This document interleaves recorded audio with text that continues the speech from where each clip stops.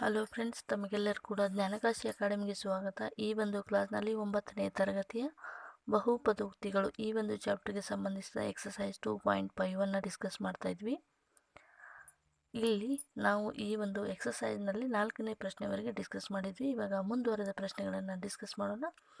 ಅದಕ್ಕೂ ಮುಂಚೆ ಈ ಚಾನಲ್ಗೆ ನೀವೇನಾದರೂ ಹೊಸಬರಾಗಿದ್ದರೆ ದಯವಿಟ್ಟು ನಮ್ಮ ಚಾನಲ್ಗೆ ಸಬ್ಸ್ಕ್ರೈಬ್ ಮಾಡ್ಕೊಳ್ಳಿ. ಓಕೆ, ಇವಾಗ 5ನೇ ಪ್ರಶ್ನೆಯನ್ನು ನೋಡೋಣ. 5ನೇ ಪ್ರಶ್ನೆ ಏನಂತ ಇದೆ, 2 ಪ್ರಶ್ನೆಗಳಿದ್ದಾವೆ. ಮೊದಲನೇ ಪ್ರಶ್ನೆ, 4x² + 9y² + 16z² + 12x × y - 24yz - 16xz ಅಂತ ಇದೆ.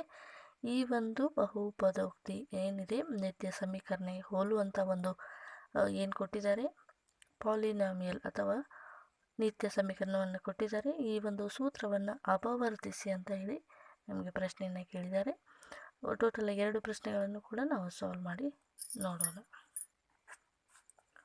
ಓಕೆ, ಮೊದಲೇ ಒಂದು ಪ್ರಶ್ನೆಗೆ ಉತ್ತರವನ್ನು ನೋಡೋಣ. ಈ ಒಂದು ಕೊಟ್ಟಿರುವಂಥ ಒಂದು ಏನು ಸಮೀಕರಣ ಇದೆ, ಈ ಸಮೀಕರಣ ಏನು ಮಾಡುತ್ತೆ, ಯಾವ ಒಂದು ಸೂತ್ರವನ್ನು ಹೋಲುತ್ತೆ ಅನ್ನುವಂಥದ್ದನ್ನು ನಾವು ನೋಡ್ಕೋಬೇಕು. ಇಲ್ಲಿ ನಮಗೆ XYZ ಅಂತ ಕೊಟ್ಟಿದ್ದಾರೆ. ಹಾಗಾಗಿ ಸ್ಕ್ವೇರ್ ಅಂತ ಕೊಟ್ಟಿರೋದ್ರಿಂದ x + y + z whole square ಎನ್ನುವಂಥ ಸೂತ್ರ ಇಲ್ಲಿ ಅಪ್ಲೈ ಆಗುತ್ತೆ. ಈ ಒಂದು ನಿತ್ಯ ಸಮೀಕರಣದ ಎಕ್ಸ್ಪಾನ್ಷನ್ ಫಾರ್ಮ್ ಏನಿದೆ, x² + y² + z² + 2xy + 2yz + 2zx ಅಂತ ಒಂದು ಏನಿದೆ ನಿತ್ಯ ಸಮೀಕರಣ ಇದೆ. ಓಕೆ, ಈ ಒಂದು ನಿತ್ಯ ಸಮೀಕರಣವನ್ನು ಈ ಒಂದು ಸಮೀಕರಣ ಹೋಲ್ತಾ ಇದೆ. ಹಾಗಾಗಿ ಇಲ್ಲಿ x² ಅಂದರೆ ಏನಿದೆ, x ಅಂದರೆ ಏನಿದೆ 2x ಅಂತ ಇದೆ, y ಅಂದರೆ ಏನಿದೆ 3y ಅಂತ ಇದೆ. ಯಾಕೆ ಈ ರೀತಿಯಾಗಿ ತೆಗೆದುಕೊಳ್ತಾ ಇದ್ದೀವಿ ಅಂದರೆ 4x² ಅಂತ ಇದೆ, 2x² ಅಂತ ನಾವು ಬರಿಬೋದು. ಹಾಗಾಗಿ 4x² ಅಂತ ಬರಿಬಹುದು. ಸೊ x ಅಂದರೆ 2x, y ಅಂದರೆ 9y ಅಂತ ಇದೆ, 3ರ ವರ್ಗ 9 ಆಗಿರುತ್ತೆ. ಹಾಗಾಗಿ 3y ಅಂತ ತಗೋತಾ ಇದ್ದೀವಿ. z ಅಂದರೆ 4z. ಇಲ್ಲಿ x ಅಂದರೆ 2x, y ಅಂದರೆ 3y, z ಅಂದರೆ 4z ಅಂತ ಇದೆ. ಸೊ ಈ ಒಂದು ವ್ಯಾಲ್ಯೂಸ್ಗಳನ್ನು ನಾವು ಈ ಒಂದು ಏನು ಸಮೀಕರಣ ನಮಗೆ ಕೊಟ್ಟಿದ್ದಾರೆ ಪ್ರಶ್ನೆಯಲ್ಲಿ, ಇದನ್ನು ನೋಡಿಕೊಂಡು ಈ ಒಂದು ಸೂತ್ರಕ್ಕೆ ನಾವೀಗ ಕನ್ವರ್ಟ್ ಮಾಡ್ಕೋಬೇಕು. ಈ ಒಂದು ಸೂತ್ರಕ್ಕೆ ಈ ರೀತಿಯಾಗಿ ಕೊಟ್ಟಿರುವಂಥ ಸಮೀಕರಣವನ್ನು ನಾವು x + y + z ಸಂಕ್ಷಿಪ್ತ ರೂಪಕ್ಕೆ ಅಪವರ್ತಿಸಿ ಎಂದಿದ್ದಾರೆ. ಹಾಗಾಗಿ ನಾವು ಇದನ್ನು ಏನು ಮಾಡಬೇಕಂದ್ರೆ ಸಂಕ್ಷಿಪ್ತ ರೂಪಕ್ಕೆ ತೆಗೆದುಕೋಬೇಕು. ಸೊ ಅದಕ್ಕಾಗಿ ಈ ಒಂದು ಸಮೀಕರಣವನ್ನು ನಾವು 2x² + 3y² + 4z² ಪ್ಲಸ್ ಇಲ್ಲಿ ನೋಡಿ x ಅಂತ ಏನಿದೆ, x ಅಂದರೆ ಏನಿದೆ 2x ಇದೆ, y ಅಂದರೆ ಏನಿದೆ 3y ಇದೆ. ಹಾಗಾಗಿ 2 × 2x × 3y minus 2 × 3y × 4z minus 2 × 4z × 2x. Next ಈ ಒಂದು ಸೂತ್ರಕ್ಕೆ ನೆಕ್ಸ್ಟ್ ಏನು ಮಾಡೋದಂದರೆ, ಇದು x ಅಂದರೆ ಏನಿದೆ 2x ಇದೆ, ಪ್ಲಸ್ y ಅಂದರೆ ಏನಿದೆ 3y ಇದೆ, ಮೈನಸ್ 4z. ಮೈನಸ್ ಅಂತ ಯಾಕೆ ತೆಗೆದುಕೊಂಡ್ವಿ ಅಂದರೆ, ಈ ಒಂದು ಸಮೀಕರಣದಲ್ಲಿ ಎರಡು ಕಡೆಗೆ ಏನು ಬರ್ತಾ ಇದೆ, ಮೈನಸ್ ಬರ್ತಾ ಇದೆ. ಹಾಗಾಗಿ ಇಲ್ಲಿ x + y + x + y + z plus ಅಂದಾಗ z ಅಂದರೆ ಏನಿದೆ -4z ಇದೆ. ಹಾಗಾಗಿ ಇಲ್ಲಿ ನಾವು x ಅಂದರೆ 2x, y ಅಂದರೆ 3y, z ಅಂದರೆ -4z ಹೋಲ್ ಸ್ಕ್ವೇರ್ ಅಂದಾಗ ಇದನ್ನು 2 ಸಾರಿ ಬರೆದಾಗ ನಮಗೆ ಅಪವರ್ತನ, ಈ ಒಂದು ಟರ್ಮ್ಸನ್ನು ನಾವು 2 ಸಾರಿ ಬರಿಬೇಕು. ಸೇಮ್ ಆಗಿ ಬರೆದಾಗ ಈ ಒಂದು ನಮಗೆ ಕೊಟ್ಟಿರುವಂಥ ಸಮೀಕರಣದ 2 ಅಪವರ್ತನಗಳು ಸಿಗತ್ತೆ. ಸೊ ಈ ರೀತಿಯಾದ ಪ್ರಶ್ನೆಗಳು GPSTR 2-3 ಅಂಕದ ಪ್ರಶ್ನೆಗಳಿಗೆ ತುಂಬಾ ಇಂಪಾರ್ಟೆಂಟ್. ಅದೇ ರೀತಿಯಾಗಿ 9ನೇ ತರಗತಿಯ ವಿದ್ಯಾರ್ಥಿಗಳಿಗೆ ಕೂಡ ತುಂಬಾ ಇಂಪಾರ್ಟೆಂಟ್ ಆಗಿರುವಂಥ ಒಂದು ಈ ರೀತಿಯಾದ ದೊಡ್ಡದಾದ ಒಂದು ಎಕ್ಸ್ಪಾನ್ಷನ್ ಫಾರ್ಮ್ನಲ್ಲಿರುವಂಥ ನಿತ್ಯ ಸಮೀಕರಣಗಳನ್ನು ಕೊಟ್ಟು ಅದನ್ನು ನಾವು ಸಂಕ್ಷಿಪ್ತವಾಗಿ ತೆಗೆದುಕೊಂಡು ಅದರ ಒಂದು ಅಪವರ್ತನವನ್ನು ಈ ರೀತಿಯಾಗಿ ನಾವು ಕಂಡುಹಿಡ್ಕೋಬೇಕು. ಓಕೆ, ಇವಾಗ 2ನೇ ಪ್ರಶ್ನೆಯನ್ನು ನೋಡೋಣ. 2ನೇ ಪ್ರಶ್ನೆ ಈ ರೀತಿಯಾಗಿದೆ, 2x² + y² + 8z² - 2 × √2xy + 4 √2yz - 8xz ಅಂತ ಇದೆ. ಯಾವ ಒಂದು ನಿತ್ಯ ಸಮೀಕರಣ ಹೋಲುತ್ತೆ? ಎಕ್ಸ್ ಪ್ಲಸ್ ವೈ ಜೆಡ್ ಅಂದಾಗ x plus y plus zed whole square x square plus y square plus zed square plus 2xy plus 2yz plus 2zx ಅಂತ ಇದೆ. ಸೊ ಇದನ್ನು ನಾವು ಈ ಒಂದು ನಿತ್ಯ ಸಮೀಕರಣಕ್ಕೆ ಕನ್ವರ್ಟ್ ಮಾಡಿದಾಗ ಎಕ್ಸ್ ಸ್ಕ್ವೈರ್ ಅಂತಂದರೆ ಏನು ಬರುತ್ತೆ? ಎಕ್ಸ್ ಅಂದರೆ ಮೈನಸ್ √2x ಬರುತ್ತೆ. ವಾಯ್ ಅಂದರೆ ವಾಯ್ ಮಾತ್ರ ಇದೆ. ಜೆಡ್ ಅಂದರೆ 2 ಇಂಟು √2z ಅಂತ ಎಕ್ಸ್ ಜೆಡ್ ವ್ಯಾಲ್ಯೂ ಬರುತ್ತೆ, Y value X value. So ಈ ಒಂದು ವ್ಯಾಲ್ಯೂಸ್ಗಳನ್ನು ಈ ಒಂದು ನಿತ್ಯ ಸಮೀಕರಣದಲ್ಲಿ ನಾವು ಅಪ್ಲೈ ಮಾಡಿದಾಗ x square plus y square plus zed square plus 2xy plus 2yz plus 2xz ಈ ರೀತಿಯಾಗಿದೆ.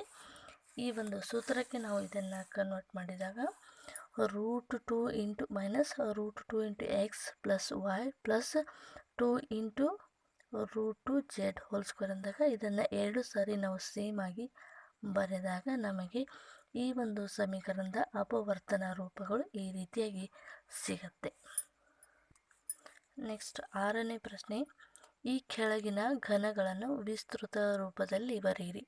ಇವಾಗ ಈ ಘನವನ್ನು ಕೊಟ್ಟಿದ್ದಾರೆ, ಅಂದರೆ ಘನ ಬಹುಪದೋಕ್ತಿ ಅಂತ ಕೊಟ್ಟಿದ್ದಾರೆ. ಈ ಒಂದು ಘನ ಬಹುಪದೋಕ್ತಿಯ ವಿಸ್ತೃತ ರೂಪದಲ್ಲಿ ಬರೆಯುವಂಥ 4 ಪ್ರಶ್ನೆಗಳಿದ್ದಾವೆ.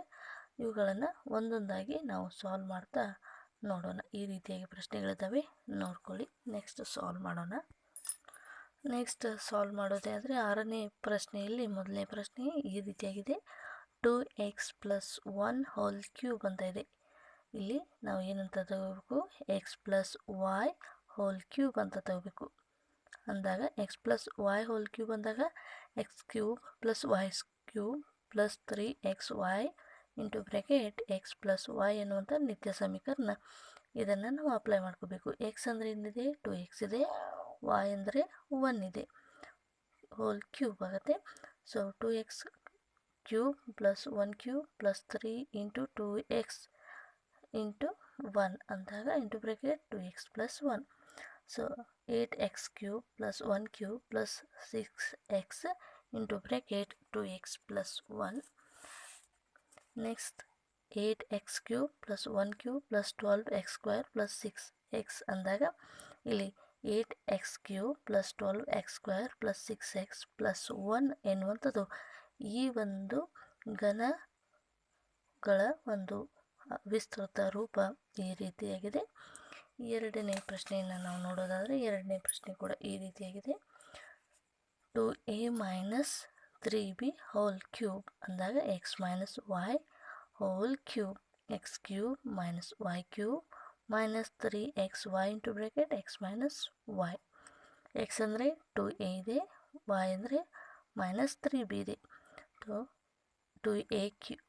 2a ಬ್ರ್ಯಾಕೆಟ್ ಕ್ಯೂಬ್ ಮೈನಸ್ ನೋಡಿ ಇಲ್ಲಿ ವೈ ಅಂದರೆ ಮೈನಸ್ ಬಿ ಇದೆ, ಹಾಗಾಗಿ minus B hole cube minus 3 2a into minus 3b ಈ ರೀತಿಯಾಗಿದೆ.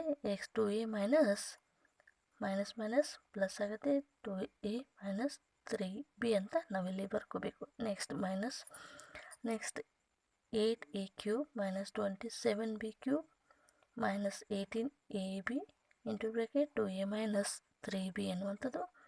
ನೆಕ್ಸ್ಟ್ ಈ ಒಂದು ಏನಿದೆ ಸಂಕ್ಷಿಪ್ತ ರೂಪದಲ್ಲಿರುವಂಥದ್ದನ್ನು ವಿಸ್ತೃತ ರೂಪದಲ್ಲಿ ಬರೆದಾಗ 8a cube minus 27b cube minus 36a square b plus 54a into b square ಎನ್ನುವಂಥದ್ದು ಎಕ್ಸ್ಪಾನ್ಷನ್ ಫಾರ್ಮ್ ಸಿಗ್ತಾ ಇದೆ. ನೆಕ್ಸ್ಟ್ 6ನೇ ಪ್ರಶ್ನೆಯಲ್ಲಿ 3ನೇ ಪ್ರಶ್ನೆ ಏನಂತ ಇದೆ? 3/2x ಪ್ಲಸ್ 1 ಹೋಲ್ ಕ್ಯೂಬ್ ಅಂತ ಇದೆ.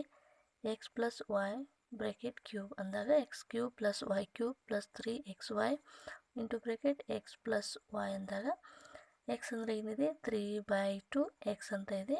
ವೈ ಅಂದರೆ 1 ಇದೆ, ಹಾಗಾಗಿ ಇದು 3/2x ಹೋಲ್ ಕ್ಯೂಬ್ ಆಗುತ್ತೆ. ಪ್ಲಸ್ ವೈ ಅಂದರೆ 1 ಕ್ಯೂಬ್ ಪ್ಲಸ್ 3 ಇಂಟು ಎಕ್ಸ್ ಅಂದರೆ 3/2 into X. Next 1 next 3/2 into x plus 1.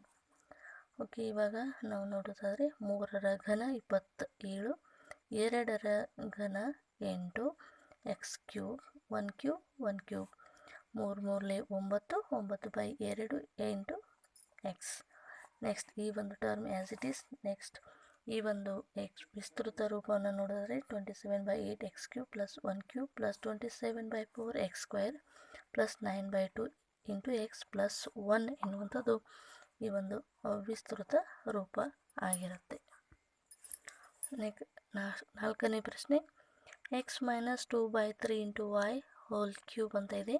X ಅಂದರೆ x as it is, y ಅಂದರೆ 2/3 ವೈ. ಹಾಗಾಗಿ ಇಲ್ಲಿ ಮೈನಸ್ ಇದೆ, ಅದಕ್ಕಾಗಿ x minus y whole cube, x cube minus y cube minus 3xy into bracket x minus y. Okay, ಇಲ್ಲಿ x ಪ್ಲೇಸ್ನಲ್ಲಿ x, y ಪ್ಲೇಸ್ನಲ್ಲಿ 2/3 y cube ಅನ್ನುವಂಥದ್ದು ಇದೆ. ಇದನ್ನು ಈ ಒಂದು ಸೂತ್ರದಲ್ಲಿ ಅಪ್ಲೈ ಮಾಡಿದಾಗ x cube minus 2/3 y whole cube minus 3 into x into 2/3 y. So next into bracket x minus 2/3 into Y.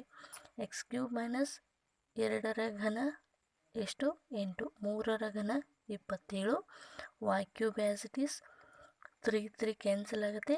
2xy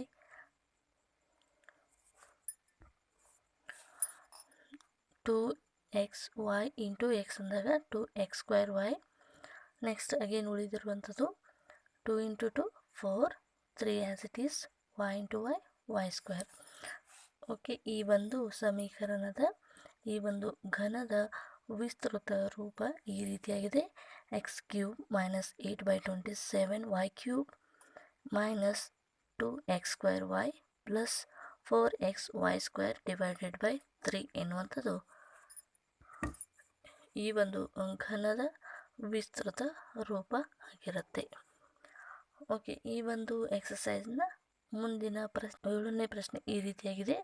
ಸೂಕ್ತವಾದ ನಿತ್ಯ ಸಮೀಕರಣವನ್ನು ಉಪಯೋಗಿಸಿ ಈ ಕೆಳಗೆ ಕೊಟ್ಟಿರುವಂಥ ಪ್ರಶ್ನೆಗಳ ಬೆಲೆಯನ್ನು ಕಂಡುಹಿಡಿಯಿರಿ. ಈ ರೀತಿಯಾಗಿ ಕೂಡ ಪ್ರಶ್ನೆಯನ್ನು ಕೇಳ್ಬೋದು ಅಥವಾ ಈ ರೀತಿಯಾಗಿ ಕೂಡ ಕೇಳ್ಬೋದು. ಈ ಒಂದು ಸಂಖ್ಯೆಯನ್ನು ಪೂರ್ಣವಾಗಿ ಗುಣಾಕಾರ ಮಾಡದೆ ನಿತ್ಯ ಸಮೀಕರಣವನ್ನು ಉಪಯೋಗಿಸಿ ಇವುಗಳ ಬೆಲೆಯನ್ನು ಕಂಡುಹಿಡಿಯಿರಿ. ಈ ರೀತಿಯಾಗಿ ಪ್ರಶ್ನೆಯನ್ನು ಕೂಡ ಕೇಳ್ಬೋದು.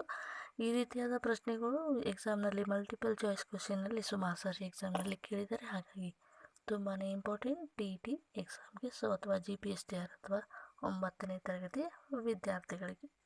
ಓಕೆ, ಈ ಒಂದು 7ನೇ ಪ್ರಶ್ನೆಯಲ್ಲಿ ಸಬ್ ಕ್ವಶನ್ ಮೊದಲೇದು 99 ಕ್ಯೂಬ್ ಅಂತ ಇದೆ.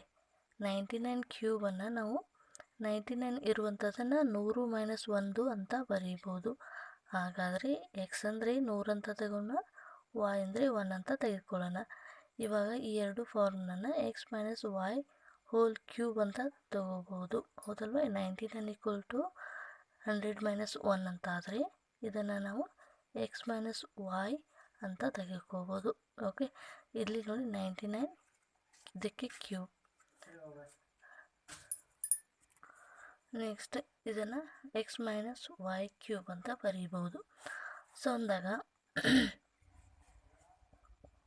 ಎಕ್ಸ್ ಮೈನಸ್ ವೈ ಕ್ಯೂಬ್ ಅಂತಂದ ಈ ಒಂದು ನಿತ್ಯ ಸಮೀಕರಣದ ಎಕ್ಸ್ಪಾನ್ಷನ್ ಫಾರ್ಮ್ ಏನಿದೆ, x cube minus y cube minus 3xy into bracket x minus y ಅಂತ ಇದೆ. ಸೊ ಎಕ್ಸ್ ಮೈನಸ್ ವೈ ಅಂದಾಗ ಅದು 99 ಅಥವಾ 99 ಹೋಲ್ ಕ್ಯೂಬ್ ಅಥವಾ 100 - 1 ಹೋಲ್ ಕ್ಯೂಬ್ ಅಂದಾಗ x cube minus y cube minus 3xy into bracket x minus Y.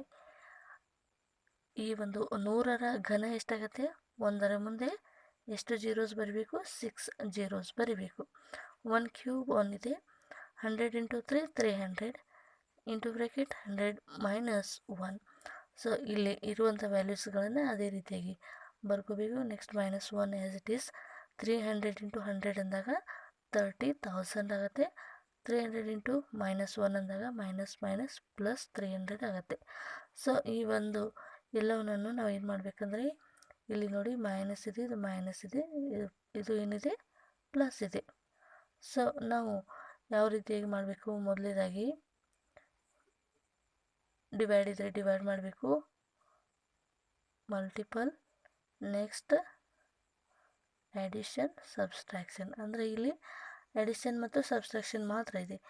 ಮೊದಲಿಗೆ ಕೂಡುವಂಥ ಸಂಖ್ಯೆಗಳನ್ನು ಏನು ಮಾಡಬೇಕು, ಕೂಡಿಸಬೇಕು. ನಂತರ ಮೈನಸ್ ಆಗುವಂಥ ಸಂಖ್ಯೆಗಳನ್ನು ಮೈನಸ್ ಮಾಡಬೇಕು. ಸೊ ಇವಾಗ 30,000ರಲ್ಲಿ 300ನ್ನು ಮೈನಸ್ ಮಾಡಿ, ನೆಕ್ಸ್ಟ್ ಮೈನಸಲ್ಲಿ ಬರುತ್ತೆ, ಮೈನಸ್ ಅಂದಾಗ +1 ಮಾಡಿ, +1ರಲ್ಲಿ ಈ ಒಂದು ದೊಡ್ಡ ಸಂಖ್ಯೆಯಲ್ಲಿ ಬಂದಿರುವಂಥ ಆನ್ಸರನ್ನು ಮೈನಸ್ ಮಾಡಿದಾಗ ಈ ರೀತಿಯಾಗಿ ಬರುತ್ತೆ. ಸೊ ಯಾವ ರೀತಿ ಅಂದರೆ ಇಲ್ಲಿ ನೋಡಿ 97 0 to 99 ಎನ್ನುವಂಥದ್ದು ನಮಗೆ ಆನ್ಸರ್ ಸಿಗುತ್ತೆ. ಸೊ ನೆಕ್ಸ್ಟ್ ಕ್ವಶನ್ ನೋಡಿ 203 202. ನೆಕ್ಸ್ಟ್ ಎರಡನೇ ಪ್ರಶ್ನೆ ಈ ರೀತಿಯಾಗಿದೆ. 102 ಹೋಲ್ ಕ್ಯೂಬ್ ಅಥವಾ 102 ಹೋಲ್ ಕ್ಯೂಬ್ ಅಂತ ಇದೆ. 102 ಇರುವಂಥದ್ದನ್ನು 100 + 2 ಅಂತ ನಾವು ಬರೀಬಹುದು. ಓಕೆ, ಅಂದಾಗ ಇಲ್ಲಿ ಪ್ಲಸ್ ಇದೆ, ಹಾಗಾಗಿ x + y ಹೋಲ್ ಕ್ಯೂಬ್ ಬರುತ್ತೆ. x + y ಹೋಲ್ ಕ್ಯೂಬ್ನ ಸೂತ್ರ ಏನಿದೆ? x³ + y³ + 3xy x + y. So x ಅಂದರೆ ಏನು ತಗೋಬೇಕು? 100. y ಅಂದರೆ 2 ಅಂತ ತೆಗೆದುಕೋಬೇಕು. ಹಾಗಾಗಿ ಈ ಒಂದು ಫಾರ್ಮುಲಾದಲ್ಲಿ ನಾವು ಅಪ್ಲೈ ಮಾಡಿದಾಗ x + y ಅಂದಾಗ 100 + 2 ಹೋಲ್ ಕ್ಯೂಬ್ x³ + 2³ y³ ಅಂದರೆ 2³ + 3xy x ಅಂದರೆ 100 ಇದೆ +2. ಸೊ ನೋಡಿ ಇಲ್ಲಿ 100³ ಅಂದಾಗ 6 zeros ಬರುತ್ತೆ, 2³ ಅಂದಾಗ 8 ಬರುತ್ತೆ. 100 × 3 300 300 × 2 600 + 100 + 2. ಸೊ ನೋಡಿ ಉಳಿದಂಥ ಟರ್ಮ್ಸ್ಗಳು ಆ್ಯಸ್ ಇಟ್ ಈಸ್ ಹಂಗೆ ಬರೀತಾ ಬರಬೇಕು. 600 × 100 ಅಂದಾಗ ಎಷ್ಟಾಗುತ್ತೆ? 60,000. 2 × 600 ಅಂದಾಗ 1,200. ಈ ಎಲ್ಲ ಟರ್ಮ್ಸ್ಗಳನ್ನು ಕೂಡಿದಾಗ ನಮಗೆ ಕೊನೆಯದಾಗಿ ಈ ರೀತಿಯಾಗಿ ಆನ್ಸರ್ ಬರುತ್ತೆ. 1,61,208 ಈ ರೀತಿಯಾಗಿ ಕೂಡ ಬರ್ಬೋದು, ಅಥವಾ ದೊಡ್ಡದಾದ ನಂಬರ್ಸ್ಗಳು ಕೂಡ ಬರ್ಬೋದು. ಅದನ್ನು ಬಂದಿರುವಂಥ ಎಲ್ಲ ವ್ಯಾಲ್ಯೂಸ್ಗಳನ್ನು ಆ್ಯಡ್ ಮಾಡಿ ಈ ರೀತಿಯಾಗಿ ಆನ್ಸರನ್ನು ಬರೀಬೇಕು. ನಾವು ಶಾರ್ಟಾಗಿ ನೇರವಾಗಿ 102 × 102 ×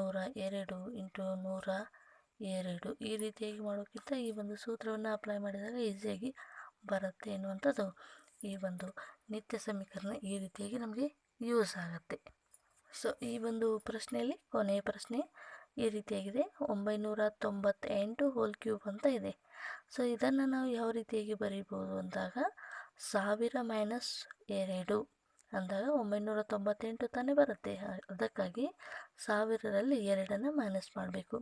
ಇಲ್ಲಿ ಮೈನಸ್ ಇರೋದ್ರಿಂದ x - y ಹೋಲ್ ಕ್ಯೂಬ್ ಅಂತ ಬರೀತಾ ಇದ್ದೀವಿ. x³ - y³ - 3xy x - y. So x - y ಅಂದಾಗ 998 ಹೋಲ್ ಕ್ಯೂಬ್ ಅಂದಾಗ 1000 - 2 whole cube x³ - y³ - 3xy x - y ಎನ್ನುವಂಥದ್ದು. ಸೊ ಇದನ್ನು ಈ ರೀತಿಯಾಗಿ ಡಿಜಿಟ್ ನಂಬರ್ಗಳು ತುಂಬಾ ದೊಡ್ಡದಾಗಿ ಬರುತ್ತೆ. ಸೊ ಇಲ್ಲಿ 1000 ಕ್ಯೂಬ್ ಅಂದಾಗ 9 zeros ಬರುತ್ತೆ. 3 3 3 9 zeros. 2³ 8. ಸೊ ಇಲ್ಲಿ 3 2 6 6 × 1000 ಅಂದಾಗ 6000 1000 - 2. ಸೊ ಇಲ್ಲಿ ನೋಡಿ ಇದನ್ನು ನಂಬರ್ ಆ್ಯಸ್ ಇಟ್ ಈಸ್ ಬರ್ಕೊಳ್ಳಿ. ನೆಕ್ಸ್ಟ್ 8 6 6ರ ಮುಂದೆ ಎಷ್ಟು ಜೀರೋಸು? 6 zeros. ಸೊ 6 zeros ಬರುತ್ತೆ. 6 2 12 12 12ರ ಮುಂದೆ 3 zeros. ಓಕೆ, ಸೊ ಇಲ್ಲಿ ನೋಡಿ -8 ಇದೆ, ಮೈನಸ್ ಎಷ್ಟಿದೆ ಈ ಒಂದು ವ್ಯಾಲ್ಯೂಸ್ಗಳನ್ನು ಆ್ಯಡ್ ಮಾಡಬೇಕು. ಸೊ ಆ್ಯಡ್ ಮಾಡಿ ಇದು ಮೈನಸಲ್ಲಿ ಬರುತ್ತೆ, ನೆಕ್ಸ್ಟ್ ಇದು ಪ್ಲಸ್ಸಲ್ಲಿದೆ. ಹಾಗಾಗಿ ದೊಡ್ಡ ಸಂಖ್ಯೆ ಏನಿದೆ ಮೈನಸ್ ಇದೆ, ಅದನ್ನು ಮೈನಸಲ್ಲಿ ತೆಗೆದುಕೊಂಡು ಇದನ್ನು ಕೂಡಿದಾಗ ಈ ಒಂದು ದೊಡ್ಡ ಸಂಖ್ಯೆಯಲ್ಲಿ ಇದನ್ನು ಮೈನಸ್ ಮಾಡಿದಾಗ ಈ ರೀತಿಯಾದ ಸಂಖ್ಯೆಗಳು ನಮಗೆ ದೊರೆಯುತ್ತೆ. ಸೊ ಈ ರೀತಿಯಾಗಿ ನಾವು ನಿತ್ಯ ಸಮೀಕರಣವನ್ನು ಯೂಸ್ ಮಾಡಿಕೊಂಡು ಶಾರ್ಟಾಗಿ ಈ ರೀತಿಯಾಗಿ ಸಾಲ್ವ್ ಮಾಡ್ಬೋದು ಎನ್ನುವಂಥದ್ದು ಈ ಒಂದು ನಿತ್ಯ ಸಮೀಕರಣದ ಉಪಯೋಗ ಆಗಿತ್ತು. ನೆಕ್ಸ್ಟ್ ಉಳಿದ ಪ್ರಶ್ನೆಗಳನ್ನು ಮುಂದಿನ ಒಂದು ಕ್ಲಾಸ್ನಲ್ಲಿ ಡಿಸ್ಕಸ್ ಮಾಡೋಣ. Thank you so much.